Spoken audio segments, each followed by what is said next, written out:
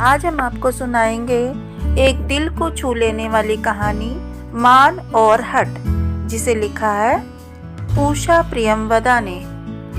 तो चलिए सुनते हैं कहानी मान और हट। जब बारात देखकर दिव्या की सखियां अंदर आईं तो वे बहुत शांत थीं। दिव्या ने उत्सुक आंखों से उन्हें देखा, पर किसी ने भी उसके भावी पति के बारे में कुछ नहीं कहा। आशंका से दिव्या का हृदय धड़क उठा, पर वह कुछ नहीं बोली, सिर झुकाए बैठी रही। अन्य स्त्रियां भी बारात देखकर अंदर आ रही थीं। एक ने लंबी आह भरकर कहा, अपना अपना भाग्य है, कैसी चांद सी बेटी है और कैसा वर। उसकी नज़र जब सिमटी सिकुड़ी दिव्या पर पड़ी तो वह अचकचाकर चुप हो गई। दिव्या अपनी गोरी कलाई में पड़े चमकते गहनों और चूड़ियों को देख रही थी। अनायास ही आंखें भर आईं और आंसू छू पड़े। आकुल हो प्रिया ने कहा, यह क्या पगली, रोती क्यों है? सभी कुछ तो मिला है तुझे। जरा सी देर को जब सखियां हट गईं तो अधीर हो दिव्या ने भरे कंठ से पूछा, प्रिया सच बता। प्रिया की आंखों से एक आंसू टपक पड़ा। केवल रूप से क्या होता है दिव्या, और सब बातों में तो वह बहुत अच्छे हैं। प्रिया ने उसे ढाढ़स बंधाते हुए कहा, और सच ही, और सब बातों में मुकुल बहुत अच्छा था। धनी जज का अकेला बेटा, सुशिक्षित, अच्छी नौकरी।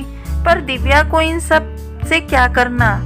उसके दिल ने में तो इस बात ने गहरा घाव कर दिया था कि उसका पति अत्यधिक कुरूप है। झीना घूंघट उठाकर जिसने भी वधू का मुख देखा उसने मुकुल के भाग्य की सराहना की। अपनी प्रशंसा का हर शब्द दिव्या के दिल पर घूंसों सा लगा। उसका मन होता कि घूंघट फाड़कर फेंक दे, स्त्रियों का मुख नोच ले और दीवार से सिर टकरा टकरा कर मर जाए, पर यह वैसी ही शांत सिर झुकाए बैठी रही।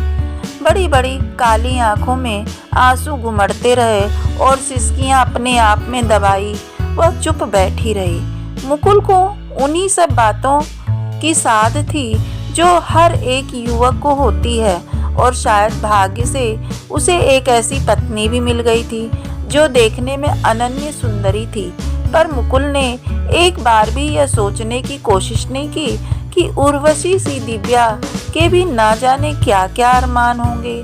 उसकी समझ में स्त्रियों को केवल यही चीजें चाहिए, रुपया, अच्छे अच्छे कपड़े, गहने, नौकर चाकर और मोटर, और वह यह सब चीजें दिव्या को दे सकता था। जब कई दिन बीतने पर भी जगर मगर करते आभूषणों के बीच भी दिव्या का मुख कुम्हलाया ही रहा तो मुकुल से न रहा गया। स्वर में विष भरकर बोला, क्या किसी पुराने प्रेमी से बिछुड़ जाने का गम है? पर यह एक ऐसी चोट थी कि दिव्या तड़प उठी। उसकी आंखों से चिंगारियां की झड़ी लग गई। बोली, कोई भी आंख वाला समझ सकता है कि मुझे किस बात का गम है। मुकुल एक क्षण को अवाक रह गया, फिर कहा, ओ तो क्यों नहीं अपने माता पिता से कह दिया कि तुम्हें कामदेव चाहिए? आंसुओं से भीगे स्वर में दिव्या ने कहा, वही लोग तो मेरे लिए दुश्मन हो गए। तब फिर मुझे क्यों दोष देती हो? मुझे तुम्हारे जैसी हजारों मिल सकती थीं। दिव्या ने कुछ नहीं कहा, चुपचाप सी सकती रही। मैं तुम्हारी जैसी हजारों को खरीद सकता हूँ। तुम्हें अगर अपने रूप का घमंड है तो मैं भी तुम्हें दिखा दूंगा। सिसक कर डूबे स्वर में दिव्या ने कहा, आपको अपनी दौलत का घमंड है तो मैं भी अपने आप को दिखा दूंगी। मुकुल बाहर निकल गया। क्रोध से उसने दरवाजे को धड़ाम से बंद कर दिया। जरा गुरूर तो देखो, अभी 5 दिन हुए हैं शादी को, बराबर से जबान चलाती है। दिव्या फूट फूट कर रो रही थी। सकल सूरत तो ऐसी है कि जी चाहता है कि आंखें फोड़ ले। ऊपर से यह मिजाज, जरा देखने में गनीमत होते तो शायद जमीन पर पैर नहीं रखते। सोचते होंगे कि दिव्या रुपए पर बिक जाएगी। अभी समझा नहीं है कि दिव्या किस मिट्टी की बनी है। फिर दिव्या कुछ दिन और सही, मगर मुकुल ने उससे कुछ नहीं कहा। सोचता था पतिव्रता स्त्री की भांति वह आकर पैरों में पड़ेगी, क्षमा मांगेगी, मगर वह नहीं आई। दिव्या सोचती थी मैं क्यों जाऊं, बात तो उन्होंने ही शुरू की है।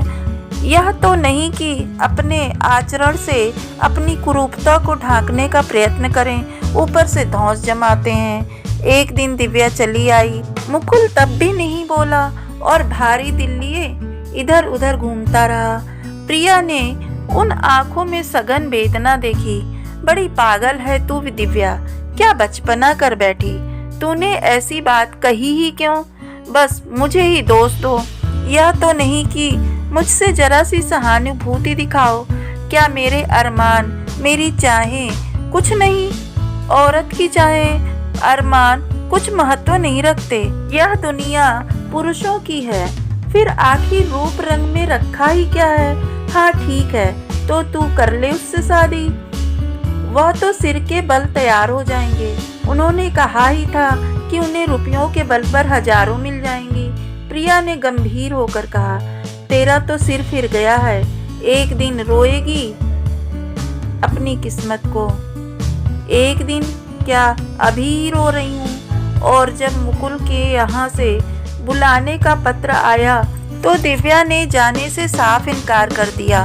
माँ खूब नाराज होकर बोली, अजीब लड़की है, हम लोगों की नाक कटवाने पर तुली है। दिव्या ने कुछ उत्तर नहीं दिया। तो फिर क्या जवाब दिया जाए?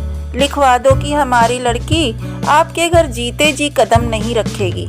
दुखी होकर माँ बोली, अरे छोटे मुंह बड़ी बात ना बोल, आखिर क्यों नहीं जाएगी? नहीं जाऊंगी, मेरा मन। वाह रे तेरा मन। अब दिव्या उबल पड़ी। देखो माँ, एक तो तुम सबने मेरी जिंदगी तबाह कर दी, ऊपर से। माँ की आंखें भर आईं।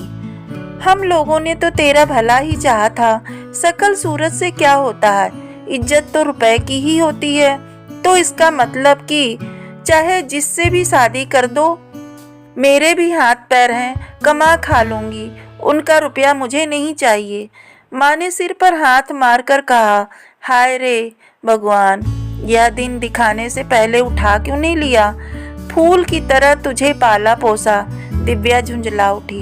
देखो माँ, मुझे तंग ना करो, मैंने कह दिया कि मुझे नहीं जाना है। मुकुल ने कौर मुंह में दिया ही था कि बहन ने कहा, सुना है भैया भाभी नहीं आएंगी क्या? चौंक कर मुकुल ने पूछा। हाँ, उनके यहाँ से खत आया है, लिखा है कि बीमार हैं। मुकुल का दिल ना जाने कैसा सा हुआ। दिव्या बीमार है, वह बिना खाए ही उठाया, आकर सिगरेट सुलगाई और खोया सा दूर देखने लगा। दिव्या कितनी सुंदर है, आंखें कितनी नशीली हैं, होठ कितने भरे हुए, बातचीत और उठने बैठने में कितना आकर्षण, और उसकी यह प्रगाढ़ वेदना, वह दर्प और तेजी। मुकुल ने सिगरेट पैरों से कुचल दी। एक ख्याल काले बादल की तरह आया और छा गया।